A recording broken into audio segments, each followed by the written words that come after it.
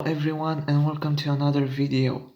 I previously showed some indie comics highlights from my comic book collection, and now I want to start talking about those series. And of course we'll start with Mirka Andolfo's UnSacred.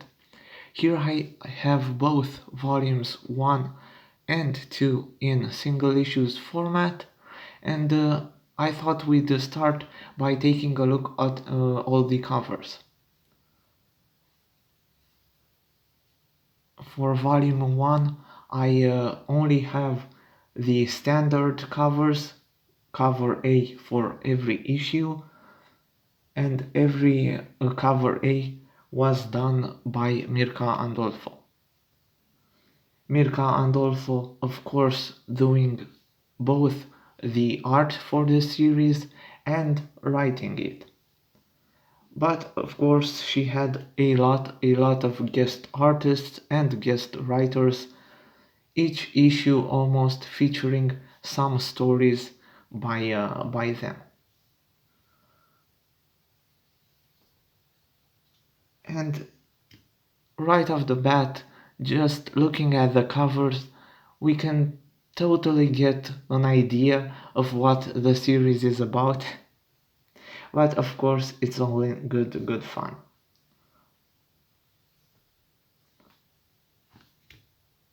Here we have issue 6 of the first volume, and finally the last issue, volume 1, ending with issue 7. And now let's get on to volume 2, which only has 6 issues. And just like with the first volume, I only have the standard covers here, done again by Mirka Andolfo.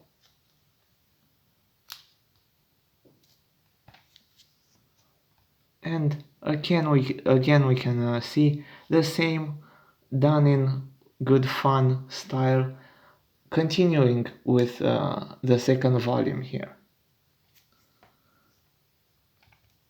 Of course, we get some new characters and a somewhat rare progression for the story with volume 2.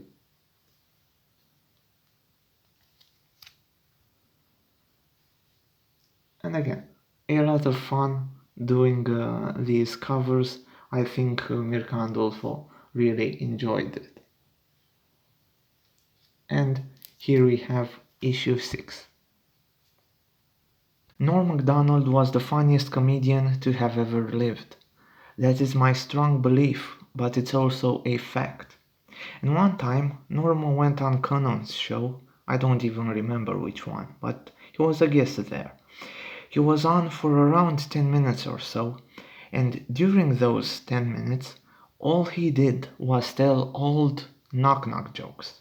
And I mean the classic setup, story, and then punchline jokes from over 100 years ago. Because he even admitted he'd read them in an old 1930s joke book.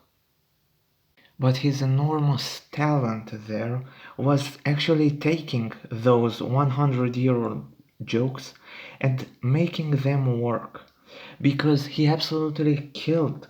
He found a humor in those things that many thought shouldn't be all that funny, and it just worked. And that's exactly the basis of Mirka Andolfo's UnSacred. Each page of these comics is its own separate joke, with the punchline usually presented in the last panel, and it just works. It's an amazingly drawn series, with each page feeling alive. It doesn't take itself too seriously because it knows it's just silly fun, and it knows it's made with heart. And that's more than enough. And it is why Mirka Andolfo is the biggest surprise in comics to me in the last few years. Now, keep in mind, these praises are in regards to the first volume, because moving on to volume 2, well, so I've mentioned how Mirka Andolfo was my biggest surprise in comics. Well, clearly I wasn't the only one with that opinion if we look at all the projects she's been receiving. For DC, she was an artist for death metal, Punchline, Superman vs. Lobo, as well as doing countless covers and variant covers. On the indie side, she wrote Deep Beyond and is currently writing Red Sonja. And again, countless covers and variant covers. She did UnSacred Volumes 1 and 2, Mercy, is currently working on Sweet Paprika, and has Merciless coming down the line. Now, that is a lot of work, and we can sadly see that it's too much work. You've just heard me gush about the first volume of UnSacred, how I loved its one joke per page setup, how it was amazingly drawn, and how it had so much heart and never took itself too seriously. We can clearly see those same qualities in the first 3 issues of the second volume, where Mirka's presence is still very noticeable. We lose the one joke per page setup in the effort of telling longer, bigger stories, and that was great, especially in the first 2 issues, but as I've said before, issue 3 holds up. Things change starting with issue 4, where Mirka is only credited as a writer, but it's pretty clear that she's not even that anymore. A very disappointing last half of a volume, with issues 4 and 6 being downright bad. I don't think I even finished reading issue 4, it was just a huge miss there. It's a real shame because now with Sweet Paprika coming out and enjoying its well-deserved and very much earned success, I doubt we'll get to see more of the UnSacred series, at least not in the near future.